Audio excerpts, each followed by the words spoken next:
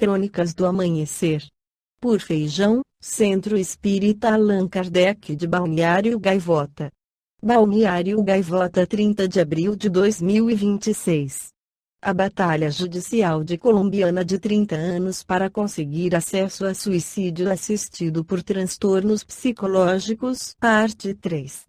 A psicóloga colombiana Catalina Giraldo, de 30 anos, passou a última década de sua vida em sofrimento profundo, se submetendo a todo tipo de tratamento para lidar com isso. Ela foi diagnosticada com transtorno depressivo maior grave e persistente, transtorno de ansiedade e transtorno de personalidade borderline, TPB, que provoca, por exemplo, comportamentos impulsivos e extremas flutuações de humor. Ela já tentou de tudo, cerca de 40 diferentes esquemas farmacológicos, com variações em remédios, doses e tempo de tratamento, anos de psicoterapia, terapia eletroconvulsiva e infusões de cetamina. Desde 2019, passou por 9 internações por crises agudas e por várias tentativas de suicídio. Hoje, ela se sente exausta e incapaz de continuar tentando. Sinto que é um inferno.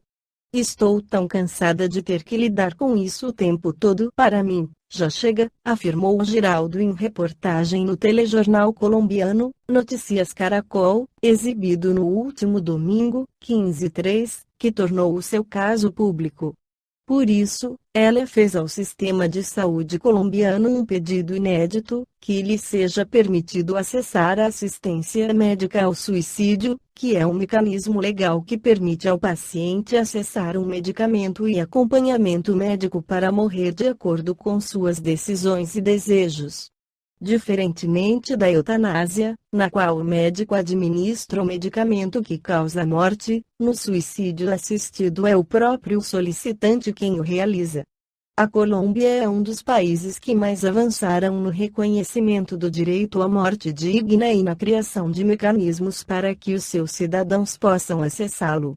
Em 2024, 352 colombianos recorreram à eutanásia, um número que cresce ano após ano. Tanto a eutanásia quanto o suicídio assistido são descriminalizados na Colômbia nos casos em que a pessoa sofre de uma doença grave incurável que provoca um sofrimento físico ou psicológico incompatível com sua ideia de uma vida digna. Apesar disso, Giraldo teve negadas as duas possibilidades de acesso à morte digna. Por isso, trava hoje, ao lado de seu advogado, Lucas Correia Montoya, uma batalha judicial para se tornar a primeira colombiana a obter acesso ao suicídio assistido com assistência médica. Na segunda parte do livro Céu e o Inferno, Allan Kardec incluiu o depoimento de um espírito ateu que se suicidou. O Sr. J. B. D. era um homem instruído, mas imbuído no último grau das ideias materialistas, não acreditava nem em Deus nem que tinha uma alma. Foi evocado 2 anos após a morte, na Sociedade de Paris, a pedido de um dos seus parentes. Evocação R. Eu estou sofrendo. Estou condenado. 2. Pediram-nos para vos chamar por parte de vossos parentes que desejam saber qual é vosso destino. Tende a bondade de nos dizer se nossa evocação vos é agradável ou penosa. R. Penosa. 3. Vossa morte foi voluntária. R. Sim. Nota: o espírito escreve com extrema dificuldade, a letra é muito grande, irregular, convulsiva e quase ilegível. No início, mostra a cólera, quebra o lápis e rasga o papel. 4. Ficai mais calmo, nós todos oraremos a Deus por vós. R. Sou forçado a crer em Deus. 5. Que motivo pôde vos levar a vos destruirdes? R. Tédio da vida sem esperança. Observação: concebe-se o suicídio quando a vida é sem esperança, quer-se escapar da infelicidade a qualquer preço. Com o espiritismo o futuro se desenrola e a esperança se legitima, portanto, o suicídio não tem mais objeto. Bem mais do que isso, reconhece-se que, por esse meio, não se escapa de um mal senão para cair num outro que é 100 vezes pior. Eis porque o Espiritismo já arrancou tantas vítimas à morte voluntária. São bem culpados aqueles que se esforçam por fazer acreditada, por sofismas científicos e pretensamente em nome da razão, essa ideia desesperadora, fonte de tantos males e crimes, de que tudo acaba com a vida. Eles serão responsáveis, não só por seus próprios erros, mas por todos os males dos quais terão sido a causa. 6. Quisestes escapar das vicissitudes da vida, ganhastes algo com isso? Sois mais feliz agora, porque o nada não existe. 7. Tende a bondade de nos descrever vossa situação o melhor que conseguirdes. Sofro por ser obrigado a crer em tudo, que negava. Minha alma está como num braseiro, é atormentada horrivelmente. 8. De onde vos vinham as ideias materialistas que tinhais em vida, numa outra existência eu fora malvado, e meu espírito estava condenado a sofrer os tormentos da dúvida durante minha vida, assim eu me matei. Observação: há aqui toda uma ordem de ideias. Pergunta-se frequentemente como pode haver materialistas, visto que tendo já passado pelo mundo espiritual, eles deveriam ter a intuição dele. Ora, é precisamente essa intuição que é recusada a certos espíritos que conservaram seu orgulho, e não se arrependeram de suas faltas. Sua prova consiste em adquirir, durante a vida corpórea, e por sua própria razão, a prova da existência de Deus e da vida futura que eles têm incessantemente sob dos olhos, mas com frequência presunção de nada admitir acima de si leva a melhor, e eles arcam com a pena até que, tendo domado seu orgulho, se rendam por fim à evidência. 9. Quando vos afogastes, o que pensáveis que vos aconteceria? Que reflexões fizestes naquele momento? Nenhuma, era um nada para mim. Vi depois que, não tendo sofrido toda a minha condenação, ainda ia sofrer muito. 10. Agora, estais bem convencido da existência de Deus, da alma e da vida futura. Estou muito atormentado por isso. 11. Revistes vosso irmão? Não. 12. Por que isso? Porque reunir nossos tormentos. Exilamo-nos na desgraça, reunimo-nos na felicidade. 13. Ficaríeis contente de rever vosso irmão que poderíamos chamar aqui, ao vosso lado? Não, sou desprezível demais. 14. Porque não quereis que o chamemos? É que ele também não é feliz. 15. Receais vê-lo? Isso poderia apenas vos fazer bem? Não, mais tarde. 16. Desejais dizer algo aos vossos parentes? Que orem por mim? 17. Parece que, na sociedade que frequentáveis, algumas pessoas compartilham das opiniões que tinhais durante a vida. Teríeis algo a lhes dizer a esse respeito? Infelizes. Que eles possam crer numa outra vida.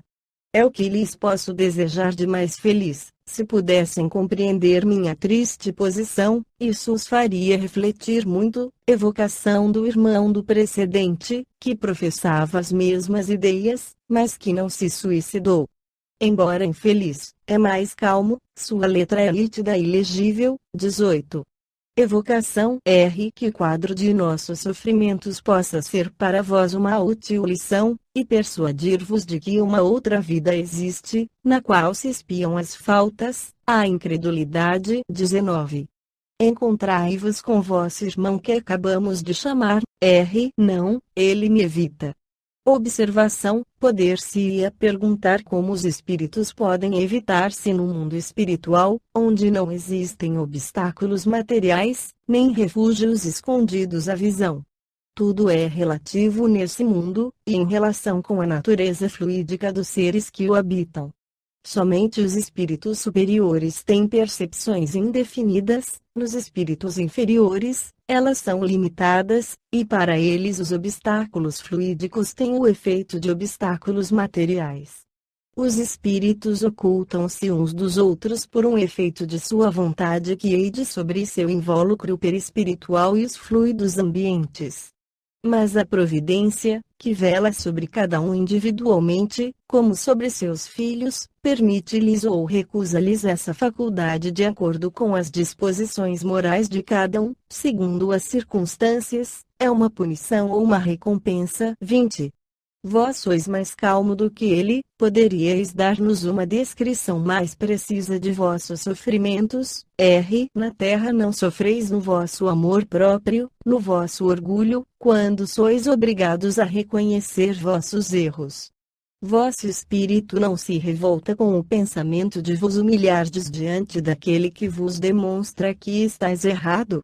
Pois bem, o que credes que sofre o espírito o que, durante toda uma existência, se persuadiu de que nada existe depois dele, de que ele tem razão contra todos?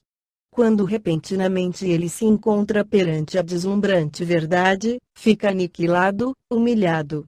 A isso vem juntar-se o remorso de ter podido durante tanto tempo esquecer a existência de um Deus tão bom, tão indulgente.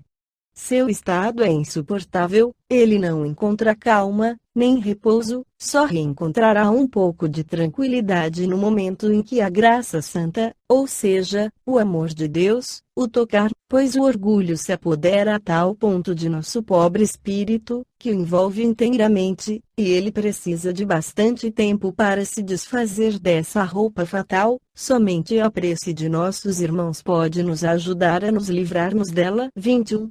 Quereis falar de vossos irmãos vivos ou espíritos? De ambos. 22. Enquanto conversávamos com vosso irmão, uma pessoa aqui presente orou por ele, essa prece lhe foi útil, ela não se perderá. Se ele repele a graça agora, isso voltará a ele, quando estiver em estado de recorrer a essa divina panaceia. Observação: vemos aqui um outro gênero de castigo, mas que não é o mesmo para todos os incrédulos. Para esse espírito, é a necessidade, independentemente do sofrimento, de reconhecer as verdades que renegara durante a vida. Suas ideias atuais denotam um certo progresso, comparativamente a outros espíritos que persistem na negação de Deus.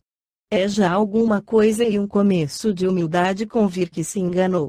É mais do que provável que, em sua próxima encarnação, a incredulidade terá dado lugar ao sentimento inato da fé.